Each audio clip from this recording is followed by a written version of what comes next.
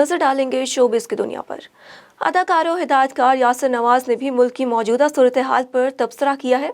मुल्क की सियासत में गर्मा गर्मी के मौके पर शोबिस इंडस्ट्री से मुंसलिक शख्सियात वज़ीर आज़म इमरान खान की हिमायत में सामने आई। इन शख्सियात में अदाकार ज़ारा नूर अब्बास, आसिम अजहर, मुनीब भट्ट, हारून शाहिद, समीना पीरज़ादा और सायरा यूसुफ समेत कई दीगर अदाकार शामिल थे। अब यासिर नवाज ने दीगर अदाकाराओं के नक्श कदम पर चलने के बजाय पाकिस्तानी अवाम के लिए पैगाम जारी किया। उन्होंने इंस्टाग्राम स्टोरी में अवाम को तंज का निशाना बनाया और लिखा कि खुद ईमानदार नहीं हो, बस वज़ीर आज़म ईमानदार चाहिए। अदाकार यासिर हुसैन ने वज़ीर आज़म इमरान खान के हवाले से मुस्तकबिल के कुछ खदशात का इजहार किया है।